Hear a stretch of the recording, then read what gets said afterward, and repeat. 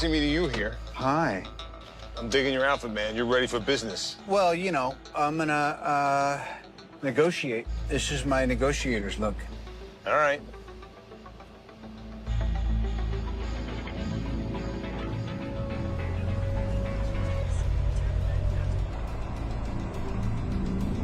Have you ever actually gone to buy a used car before?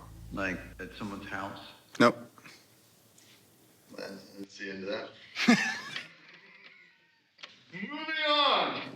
Hold on, let me think. Where did we find it? Online. Okay. And the guy's local. Did I ever buy a used car? Nope. Okay. The scary thing about these things is a lot of times when we look at this stuff in pictures, it looks great. And then you get there and the thing's a disaster. Yes, sir. So hopefully this thing is as he represented it. If it's not, we'll see if we can negotiate him down. I mean, we can fix anything. I think with this cat, maybe I'll just kind of go up first and then call you over. Sure. Yeah, I'm going low pro.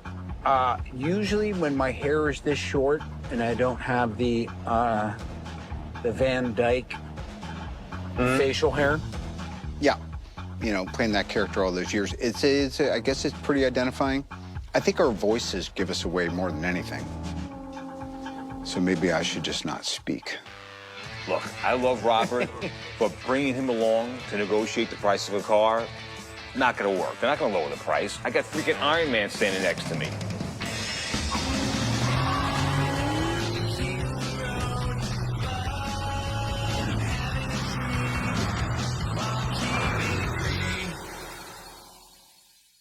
So the original idea was pretty simple. Mod some of my car collection, be more environmentally friendly. Look at this. And try to learn a little bit about the future of mobility along the way. This is mushroom leather. This is unbelievable. Oh, wow. My plan was just to use my own cars, and so far, that's what I've done. But there's one car that I don't own, that I've never owned, and that I've always wanted. And look, the title of the show is Downey's Dream Cars, so I can dream a little bit. I figured, what the hell? I'll buy a used one, and we'll fix it up. Robert told me he had this car in mind that he really wanted. So he told me, look, I'm gonna buy a used one and you guys do a full restoration on it. We found one out on Long Island. Looked like it was in decent condition, you know, pretty good price. I told him I was gonna check it out and he's like, great, I'm gonna come. There we go. This must be the spot. So I said to him, look, just try to wear something like inconspicuous. Try not to look like you. But he listened to me.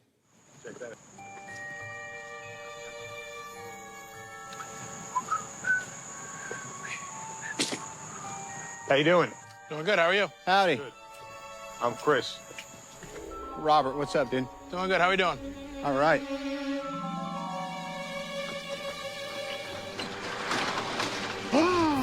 Ain't she sweet? That's right, there she is. Wow. That's right, the VW bus. Never a bad sign when it starts. Yeah. I wanted one of these suckers for years, and now I'm finally gonna get one and turn it into the ultimate beachmobile.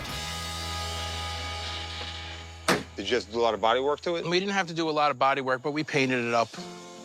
I wanted it to be nice. You know, me and my sons, we go for down to the beach and stuff in it, so. Great.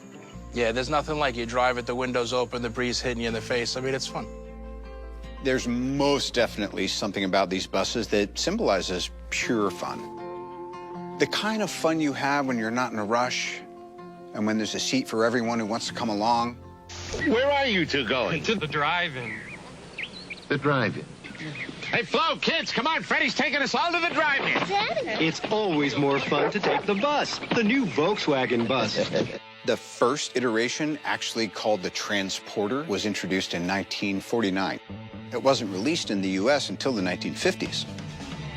Of course, it was in the 60s that it became a countercultural symbol, a canvas for many a far-out artist to get freaky with. It came with an unusually wide variety of factory options, and from there, people just went wild. Put in tables, sinks, beds, bars. You could live out of a bus. Solve mysteries even with your talking dog. Oh, swell. We're out of gas. There's a long storied history of people doing all kinds of weird stuff to these, and so I thought, break me off a piece of that action. I went in. I just need a bus. It runs and drives. It's all original. So you got a lot of rust back here. Yeah, there's a little bit Bubbling through. bubbling through. A new interior in it. All new seat recoverings. You mind if I jump in the front seat for a Absolutely. second? You mind if I just look underneath here? Absolutely. Oh, dude. Horn works, Bluetooth stereo. I think it's even got half a tank of gas in it. It's definitely got some rust issues here and there, you know? It's really tough to find these buses in good condition. I mean, they're freaking rust buckets, you know? Seems like a good candidate. Yeah, it's got some things going on here and there. So I was really gonna try to beat this guy up on price, but then the master negotiator stepped in. What's your bottom line on this dream van?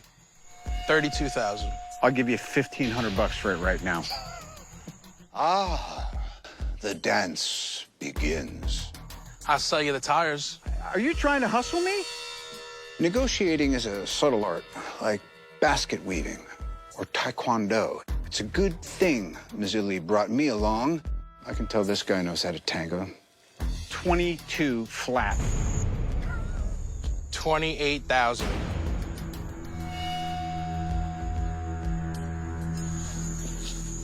$20,000 is too much. Probably the right number, given where it's at. It's like 26.5. 25. 25? 25, yeah, 25 I'm good with. I'll let the better mind speak. I don't want to insult you. It's a nice piece. You did some nice work on it. It needs help in certain areas. I really think like 25 is probably the right number.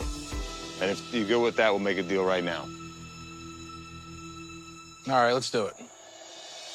You got it. Do you accept Krugerrands for payment? Yes. Okay, good. The half tank pushed it over the edge. You know that. And Bluetooth. Enjoy it. She'll be good to you. And I like your vibe. Appreciate it. Yep. Sounds Take care, good. man. Thanks. Take care. Hey, thanks again. No problem. All right. A nice guy. I don't think he knew who you were. Did you recognize either of the guys that you were doing a deal with? Yes. Rodney. Rodney? Iron Man, right. Here we go. Dude, throw these on for a sec. You're gonna look boss brawler. That's it. 2, 1. Now give me the fist and we're done. This is my life. Listen, Yeah. could be worse, right? Yep.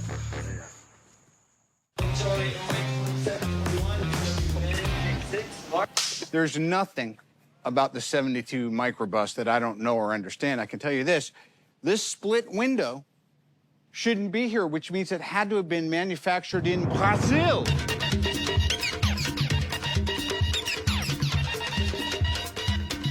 All right, now we can really shoot. The one thing about these things that people hate, they are severely underpowered. I mean, way underpowered.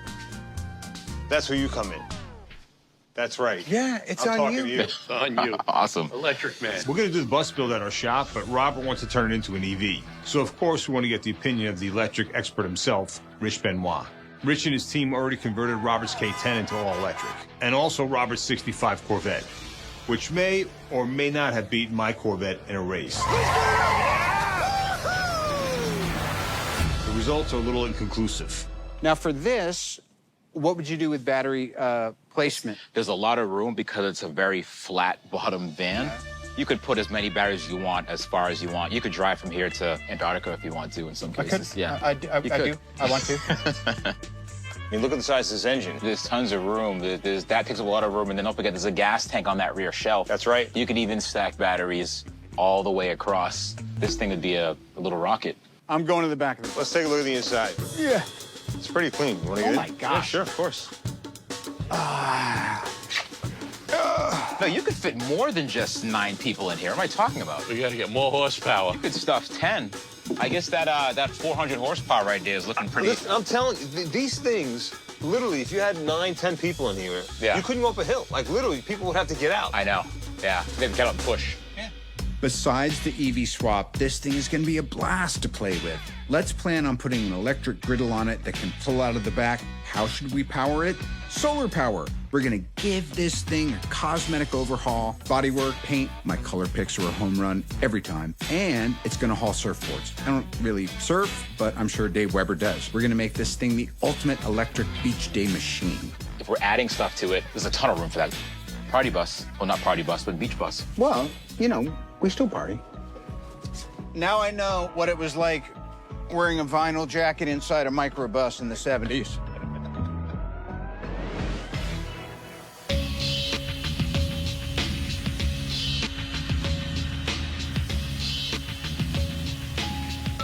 So there she is, huh? This is it. Wow. Yeah, man. Jehu is an expert on electric vehicles. Rich Benoit connected us with Jehu to come to our shop and help us with the bus. Like Rich, Jehu's become very well known on the internet for doing EV conversions. Let's talk about batteries. And he specializes in VW buses, which is exactly what we need. We want it to come out great. We want to make sure none of our techs get electrocuted. I'm a DIY YouTuber. I just do electric builds. It's time for me to show you my latest build. This is my 1967 VW Bus Deluxe. It's the two chargers set up right here. There's one back there and one in here. I do stuff that has to do with batteries. Back in the day, 10 years ago when I was doing this, I was the only one. I was a weirdo. So I wanted a Tesla back in the day and I couldn't buy one. It was too early. So I had to build one. And of course, I picked my favorite car, which was the VW Bus. And so I always thought, man, if there's a way to put a modern engine or a modern technology in one of these old cars, it would be great. Little did I know that, you know, a decade later, it would be the electric motor. Oh, I see. There we go. This is gonna fall out. 4 bolts. Yeah, it's a piece of cake. Out, yeah. Wiring harness is off. Fuel's off. Wheels off. Drop it on the floor. Hold it. Stop. It's catching.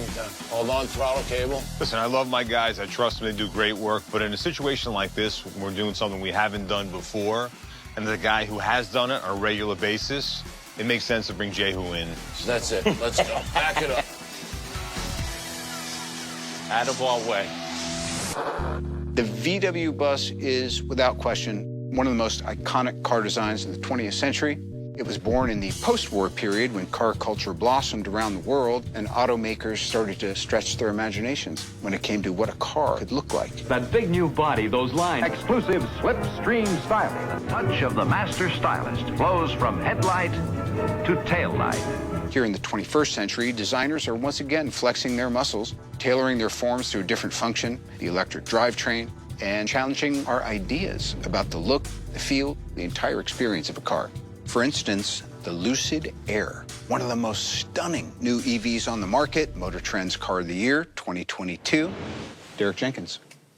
Pleasure. You are VP of Design at Lucid Motors. That's correct. How the hell did that happen? Man, it's a long story. We got it's a time. long story. I went to Art Center College of Design and got that experience. I landed at Audi and worked on a few great projects and moved my way through to Mazda and so on. But I had reached a point where it's like, I didn't feel like I wanted to do another internal combustion car. I wanted to get on to the new technology, you know, make an impact wherever possible. And that's where the whole Lucid thing came along, because that was that opportunity to really do something more impactful.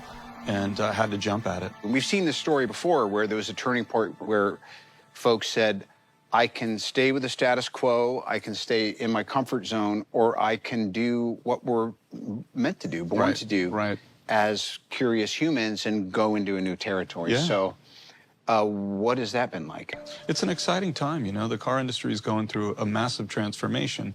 For the last 30, 40 years, it's been on a very steady evolution with not a lot of disruption or change. You knew what was coming 5 years from now and 5 years from now, you know. And now it's like, it's hard to predict the future because it's moving so fast. And that's exciting because that's when you come into a new era of design. I genuinely look at automotive design as an artistic endeavor. That, of course, is then balanced with the reality of engineering it to actually work and function.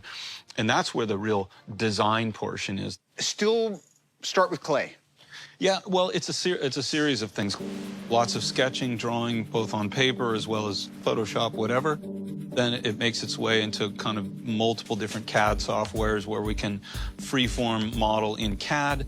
Usually we go through an iterative process with the VR goggles to get the proportions right and get the themes right. Then those get CNC milled into usually a scale clay model, which is about as wide as this table. Over the course of your career, how have you seen design evolve from internal combustion and through all the iterations now? And by the way, not just EVs, but the future of automation in general. It's been an interesting time. I started my career in the early 90s, and things were quite predictable, quite frankly. What's happened over the last, I'd say, 5 to 10 years has been an acceleration of the technology, which has accelerated design. And now we're really ramping up because there's so much going on. And I equate it back to kind of the turn of the century when we were going from kind of horse-drawn carriages to the motor coach or the, horseless carriage. And in the early days, cars just looked like carriages. They just took away the horses. And that went on for 15 years, 20 years. The horseless carriage. Right. And then cars started to take on its own shape. Well, we're going to see the same thing happen now as we go towards electric. I mean, the radiator, as we've known it, a big grill on the front, will be a symbol of the past very soon here because we just don't need that kind of cooling. And to have an artificial hole in the front of the car slowing you down would be ridiculous, right? Right, sure. And so we're going to see that transition happen. You're quoted as saying something about it's not unlike what's happened with smartphones. Absolutely, because if you think of the early days of the smartphone, the iPhone wasn't the first smartphone. You think about that industry when smartphones were only 3% of the market, the way EVs are only 3% of the market today. And look what happened. Well, that's what we're going to go through over the next 10, 15, 20 years. That transition's going to be, enormous. Wow. I'm sorry, this is the greatest interview that's ever happened. Derek, you going to show me your station? Absolutely. Cool. Come check it out. Oh, D-Man. What do you think? Wow. And it's just a really welcome bucket. It has this, sleek elegance about it, which is really kind of the focus from day one. It's just how do we create this kind of effortless profile to the car? That is just a cute butt. I'm particularly proud of the front of the car because I feel like it kind of sets a new face for electric vehicles. All right, let's get down to business. Check out the inside. I can see that you're using some really thoughtful materials here. Yes. Trunk. Oh, wow. That's our portable charger. That is a nice piece of kit. The other benefit of EV, you get a bunch of extra space where the motor used to be. Oh, yeah. You want me to get in the trunk? This is weird. Well, you saw it here first. Very, very cool. Let's close it together, shall we? You got it. Looking at the Lucid Air, I couldn't help but think of what Derek said about how the first cars look like carriages, because that's what people were used to. And also his analogy to the development of smartphones. When you think about what happened in the space of decades as far as our idea of what constitutes a phone, well, you really have to wonder what a car might look like in 20 years. Sorry, I have to take this. It's 1985 calling. Hello? What's that? Yes. Thank you. Yes. Yes, it's true. Yes, my hair did look awesome in Weird Science. Check it out. So here's how I suggest we do it, like what EV West has done before. They've hanged this box from up here. So Really? yeah, Okay. so you basically lower the thing and then we put bolts through it. Boom, boom. So there's enough structure here to hang that. The big thing is building the battery box. We're gonna cut the floor out of the back. We're gonna make the box, drop it in. We're also gonna go up a little higher. The batteries will have plenty of room. We'll make it so we can add a sixth if we want. And I think that's the plan we're gonna go with. This is the brains of the whole electric conversion. It's called the contactor box.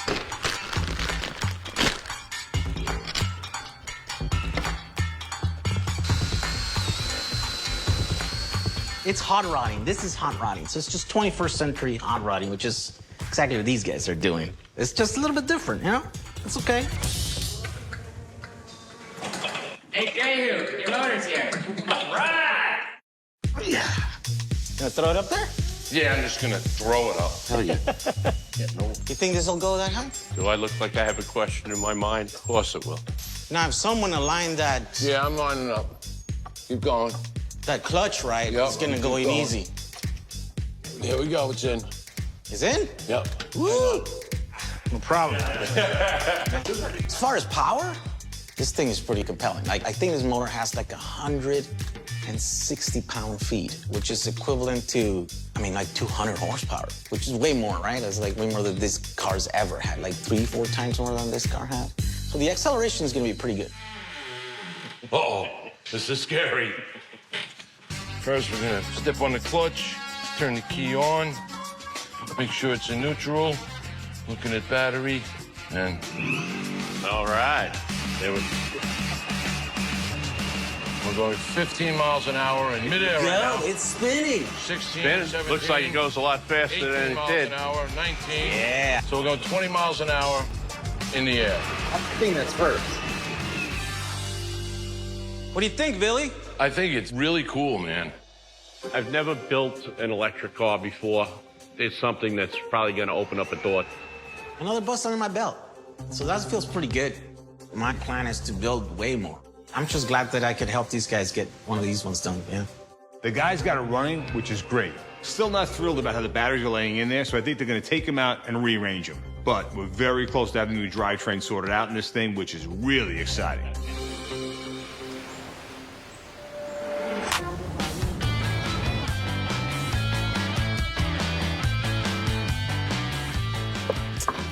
Next What are you up, gonna show me? Okay. 72 VW microbus. Wow. Okay. This one will be another EV conversion. Look at that. Yeah. We'll talk to the Love guys it. in the shop and hurdle them along. Come on. Okay. Hey, guys, I got Robert Rach on the line. Oh, there we go. This is Jehu. He helped us put this lovely motor in. Jehu, nice to meet you, man. Bloom. Yes, how you doing, Dave? So I want to show you the progress. Wow. We'll start with that. I mean, it looks like it belongs there, doesn't it? Yeah. Very tidy. So this is an electric motor. It's super efficient, it's very powerful, and it's clean. What we're working on now is finding a place to put the 5 Tesla batteries. They're pretty heavy, a little added weight, but it's going to more than triple the horsepower of what the vehicle originally was. Great. Is it much quieter than it used to be? Yes. Yes. You can listen to your playlist, your Bluetooth radio, and you're not going to hear an engine behind you. You're going to hear a nice, clear sound system. Cool. So, look, we talked about doing different beach-type stuff for this vehicle, so let's talk about some of those modifications. We talked about surfboards. Yeah. We got to do that company Firewire. Firewire's awesome in sustainability. I think you'd really like. Yes, and remember my buddy Danny Minnick, who's just an exceptional modern artist? It would be great if we could get Firewire to do some Danny Minnick painted or Danny Minnick transferred surfboards. Whenever I picture a VW bus, I always see surfboards inside it or mounted on it somewhere. And Firewire is the perfect company for what we're doing. They use sustainable materials without skimping on performance. They even figured out a way to use sheared sheep's wool instead of fiberglass on their boards. That's something. We'll take a look at the interior now. Oh, all right. Your gas pedal still maintains the stock appearance, but this is actually electric control now. So the more you step on it, the more voltage you're applying to the motor, the faster you're going. This tells you everything about your voltage, engine output, RPM, temperature for the engine and the cells. And then over here on the other side of the steering wheel where the gas gauge used to be. It's your battery gauge. Oh, wow. And you have room for a bobblehead doll. It'll be a really nice beach cruising. This is great. As usual, very impressive, gentlemen. Thanks, guys. Thank you, thank you. Later. Dream Cars team, forever. Later. When Rachel asked the guys whether the bus was a lot quieter now, she really got to the heart of one of the most jarring things about electric vehicles, which is they barely make any sound.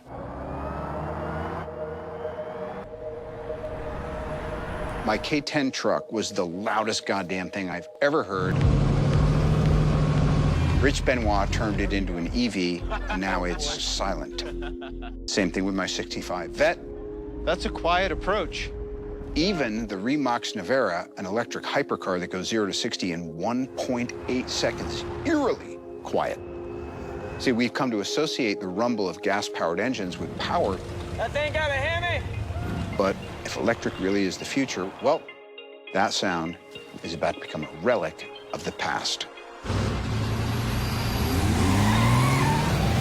And some out there are seeing that as an opportunity because for many composers and sound technicians, and here I quote the great British philosopher Keith Richards, silence is the canvas.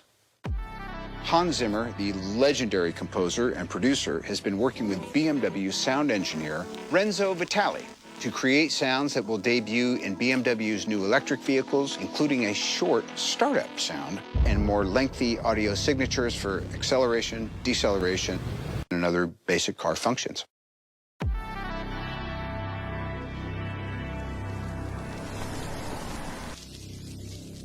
The idea that transitioning away from fossil fuels and gas-powered engines will fundamentally change the way our world sounds is pretty trippy.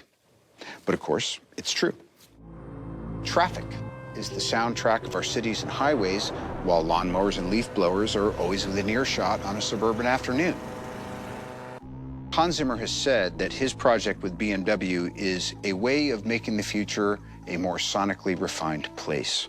And that future is coming at us faster and quieter than we know.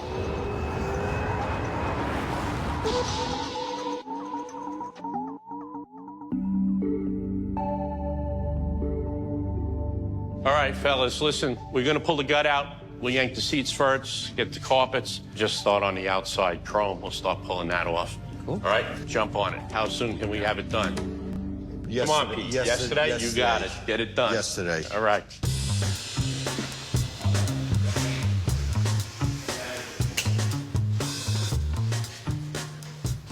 All right, so today we're pulling it apart, pulling the batteries out of the car, then we'll pull the motor out. We only had Jehu for a short amount of time. We want to make sure we had everything sitting in there and hooked up correctly before he left. And now we got to pull all that out to work on the body because we know it needs some work. And that's good. The quickest way to strip the car down is to media blast it. Then we're really going to see what's going on. It seems like I have some explaining to do.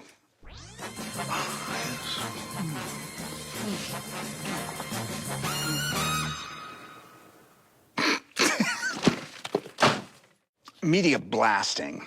It's something I used to do a lot back in the 1980s. Let me explain it to you. You're gonna need a boombox, bigger the better. What you do is you hoist it up on your shoulder like so, crank some hellaciously loud tunes, whip out some cardboard, and you breakdance. From the top, please, Robert. Read the script this time. Media blasting is a process that uses compressed air and tiny bits of grit to blast rust and debris off metal surfaces. It's the ultimate power wash, basically. Maybe not as fun as a boombox on your shoulder, but it is really loud. Some cars are prone to rust, and the VW Bus is definitely one of them.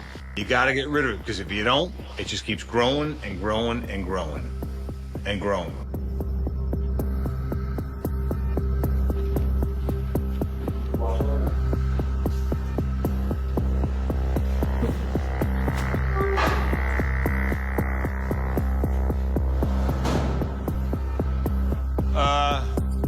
Oh boy.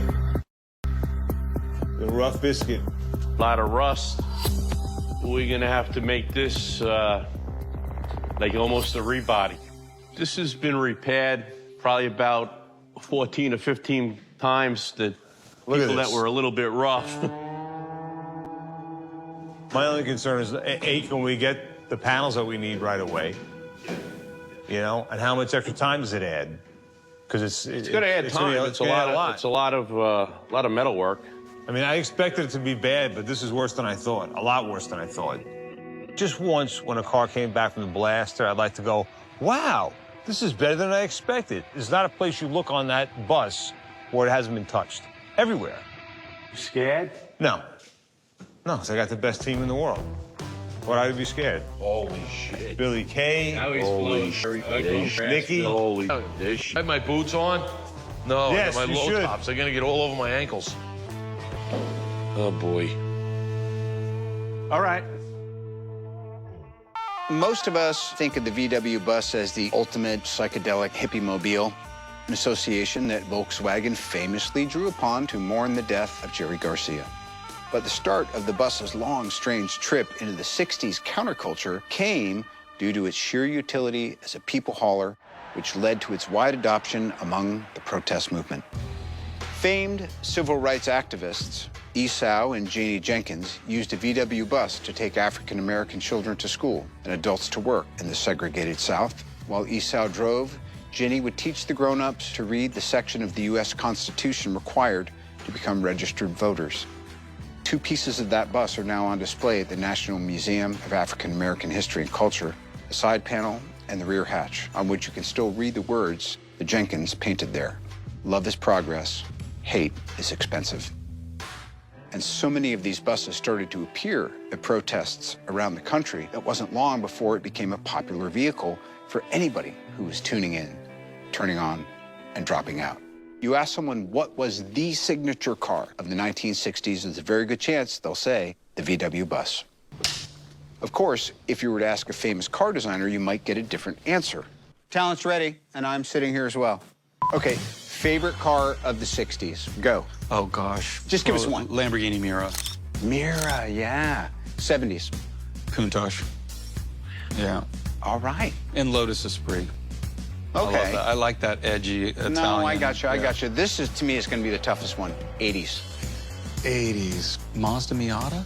I was going to say frickin' Miata. Yeah. Dude, bring it here. I mean, that was a groundbreaking product. It was groundbreaking. Yeah. You designed a Miata, didn't you? I did. I worked a lot on the 4th generation MX-5 Miata. MX-5. Yeah. Okay. Yeah. 90s. Wow, 90s. Then again, you were working then. So what's your favorite design you did in the 90s or were part of in the 90s? I worked on the Audi A8 from that generation. Great. D3. Oh, so the yeah. 3rd generation Audi A8. I was pretty proud of that car. Yeah. Introducing the Audi A8. The future of the luxury car has arrived. That was a real, very disciplined project. But I'm telling you, if that iteration of the A8 hadn't come out, there's no way Audi would have ever made it past a second-tier competitor. Yeah, I mean, if you look at the... And then I did the rest. Yeah, of course.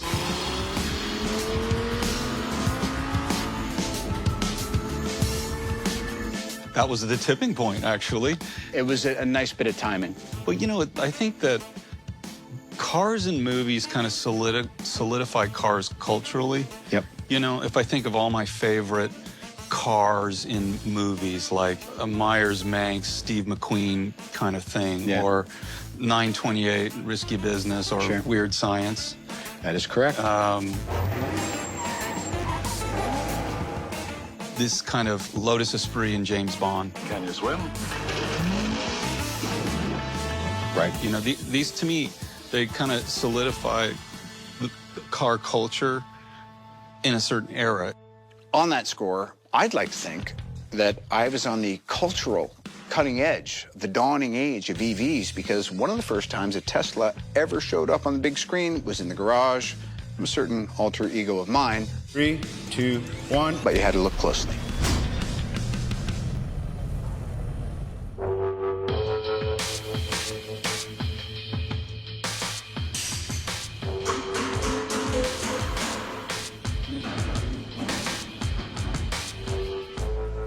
Wow. You guys came a long way on this. Yeah, it's in dire need of a lot of sheet metal. No, I know. What a big, big difference. Yeah, looks great, doesn't it? It's like building a giant model car. Yeah, exactly it is. So this is all new. All new rails, all new floorboard, sheet metal. There's not going to be much left of the original van. It's been repaired a couple times. We're not the first ones in here. No. The pieces all fitting well? They're fitting remarkably well. Very little trimming or hammering. It's going together like it's supposed to. quite the project. We'll get it done. Yeah. All right, guys. Along nicely. Good stuff. Thanks. We got the bus back from being media blasted. I was like, oh my God, we got a big problem here. This thing is a freaking disaster. The good news is they make all the parts, the sheet metal parts for that bus, and we got them. There's a lot of work to do, probably another 3 weeks, but considering what we were dealing with and where we're at right now, I'm really, really happy. You guys are doing an amazing job. When this thing is done, it's gonna be awesome.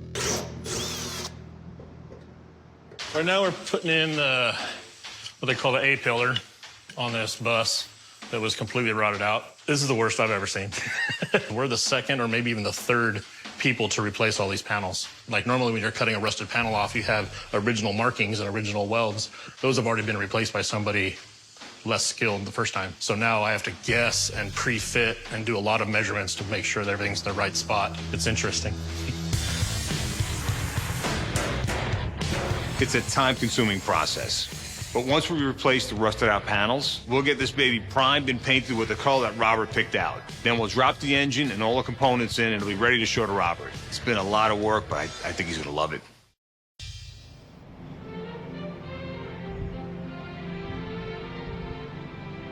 Come on, Perry. Come here. You know, as a humble gentleman farmer, I do a lot of the work around here. But I can't do it all alone. Once in a while, there's an individual that you bring on as a hire because they have potential. Yeah, we just got a new ranch hand here. We're gonna see.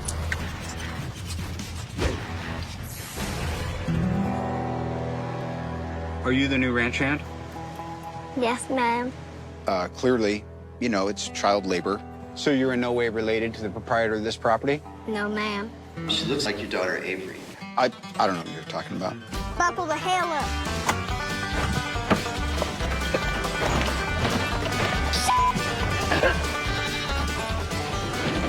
She's a wild one. She's a handful. When you're 3 feet 7 inches tall and wearing a pink cowboy hat, anything can happen. Hey, Exie, do you want to do some hosting today? Heck no, I have baseball practice. I blew off gymnastics for this. Shoot yourself, suckerfish. Read between the lines. What? Back to work, let's go.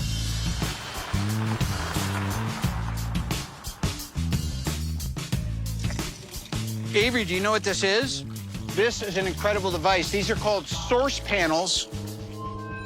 They literally extract potable water from the air. So these solar arrays, if you're somewhere like a trailer park or somewhere that doesn't have access to this kind of water, you know? Dude, the van's here. The van's here. I knew that.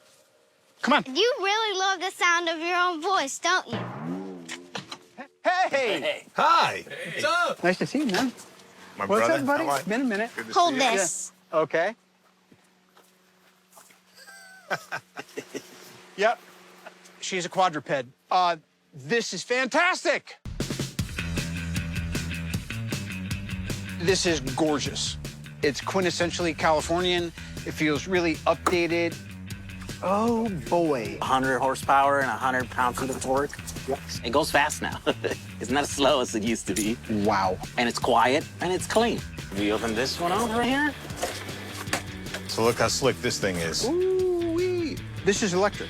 Yes. And it runs off the solar? Yes. That's cool. Firewire surfboards. Yeah, well, this is a surfboard model designed by Rob Machado. But most importantly, it's EcoBoard verified by Sustainable Surf. The surfboard with this logo on it has a carbon footprint that is 30% less than a surfboard built with traditional materials. That's huge. What else is there to do when you've got an EV beach bus, cooler full of tofu dogs, and a full camera crew trailing your every move? It's time to hit the beach with my brothers and sisters and party and feed them and frolic and fly a kite. Party time. Let's go. Let's go. All right. Pull that up. You're gonna have to push this one in. All right.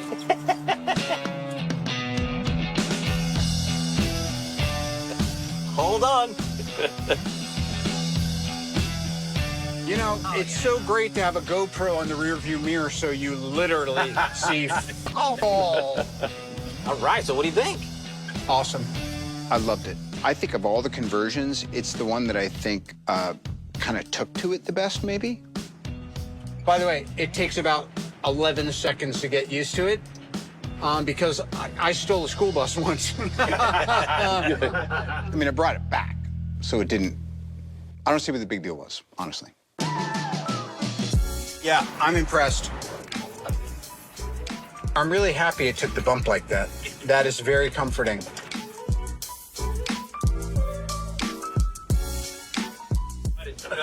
It'll go. You got it. Look at that. Oh, my God. You are a That tells professional. Are we there yet? You need another take on that? I'll drag this thing through the sand. Watch this.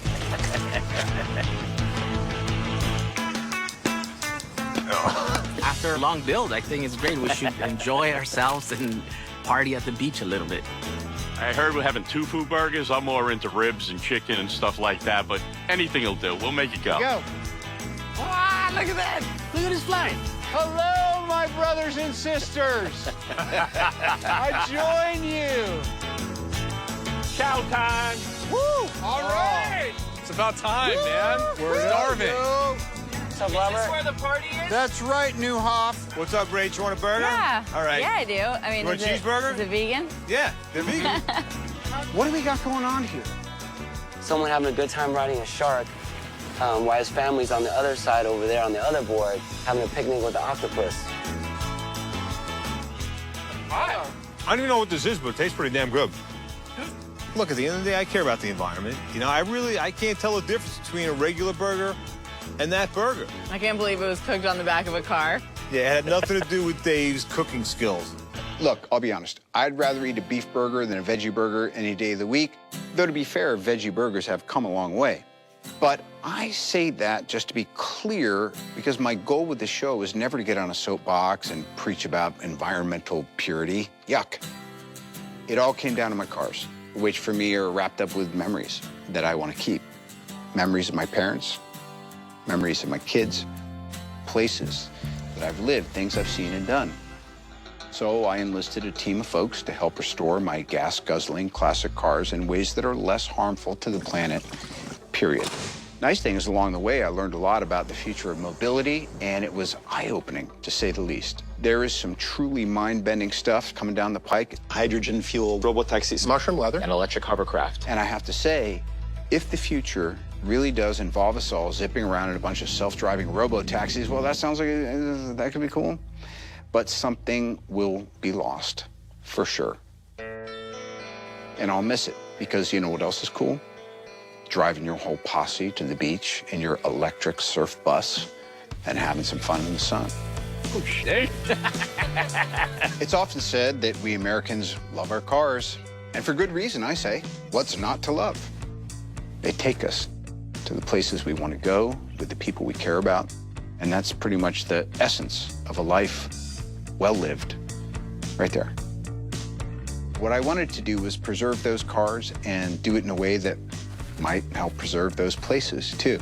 Personally, I'm thrilled with cars. I love how they came out. But whether this whole experiment was a success or not, honestly, that comes down to you. Did we make you think? Did we inspire you at all? Because if we did, I'm calling it a win. You haven't seen it? Oh, dude, you gotta see it. Yeah.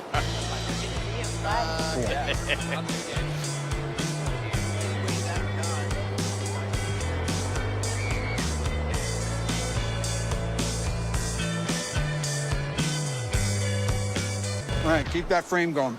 Let's take a bite together. You ready? Let's go. Feels like a real season ender. This is a finale moment.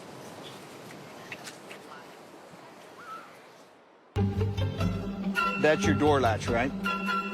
That's right. Beauty.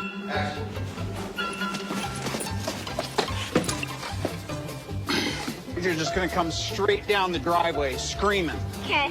Me screaming or you screaming? Question first, you like the little button there? Or are you feeling this? You know what everyone does now in these documentaries and shows? They use the pre-roll. And then you'll say, you know, you're no ranch hand or whatever you want to say. and then she'll give you the read between the lines. No, not the real finger. This is Discovery.